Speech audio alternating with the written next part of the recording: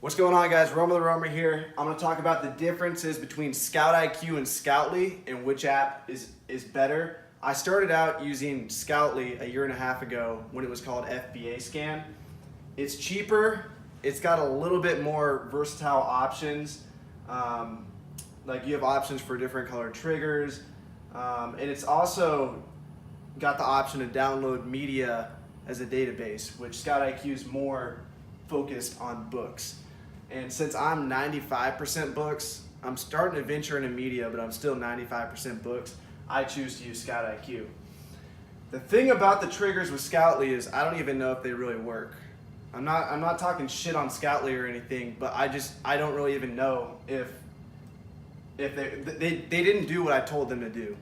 And I think it's a great app. I used it for a while, but I told it to do certain things, and I asked people in all these Facebook groups, and I showed them my settings, and I made sure all the settings were right. It just didn't work.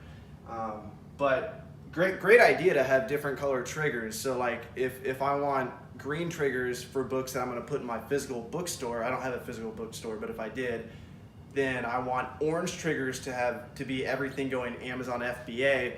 And then if I have a friend that specializes in really high ranked books, I can have triggers for him that turn red, or red's reject, so it could be orange or something like that. So I mean, it's a beautiful idea. I tried implementing it on my friend's phone down in Miami, and it didn't work out too well. Something else about Scoutly is the customer service sucks, which goes in my next point. One of the pros of ScoutIQ is it doesn't freeze up when using multiple phones. So the things that kind of suck about both these apps is if you have one account, you can't use it on 100 different phones. The creators wouldn't make any money, because if that was the case, I would give everyone Romer the Romer's login and we'd all get ScoutIQ and Scoutly for free. So let's say I have 5 people going out scouting for me, okay? Here's a scenario, and I found this out the tough way with Scoutly. If one person is in New Jersey and they're scanning books and they log into my account, and then I log into the same account here in Nashville, it's gonna force log them off.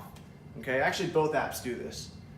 The difference between ScoutIQ and Scoutly is Scoutly takes several days to, not several days, it almost took 24 hours one time to get my account rebooted, because you have to email the customer service and you have to explain to them why you signed into 2 different devices.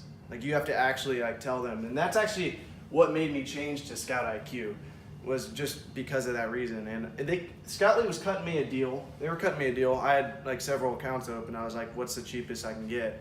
And then ScoutIQ was able to match that too. So the customer service with ScoutIQ is great. I also, this isn't proven, but I know it's true. There's better background programming for books for ScoutIQ. Now, ScoutIQ does not have triggers for media items. So if you go in and you're scanning CDs, DVDs, tampons, like whatever you're scanning, it's not going to have the ability to make a decision, yes or no. It's not going to say buy or reject. With Scoutly, it will. I think all items have triggers. It's been almost a year since I've used Scoutly. But the reason why I say there's better background programming with ScoutIQ is the developer of the app, Caleb Roth, he still sells books to this day. He's still in the game. He's still out finding books.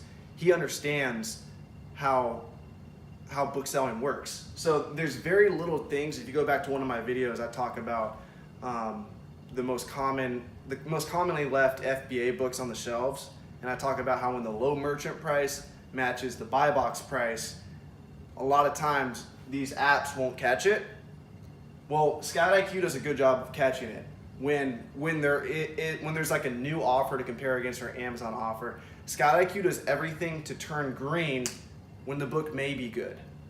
So, and like I said, I haven't used Scoutly in a while, so I don't know how the settings work, but I know that there's very small, we could go into detail about all these fancy triggers and shit, and even Scoutly doesn't tell you every single trigger. There's still background noise going on. Scoutly allows you to dig deeper in and change stuff yourself. But like I said earlier, it didn't actually work when I tried setting it up the way I did. And I probably still don't know how to use Scoutly that well, but it's a more versatile app. It gives you more options. I'm not saying that's better. I mean, theoretically it would be better if they worked, but they just didn't work for me. So the background programming is better for ScoutIQ. Customer service is on point, and the accounts don't freeze up. So like that New Jersey, Nashville example. With ScoutIQ, it's just gonna force log one of you out. You can't have someone in Nashville and New Jersey scanning at once on the same account, okay?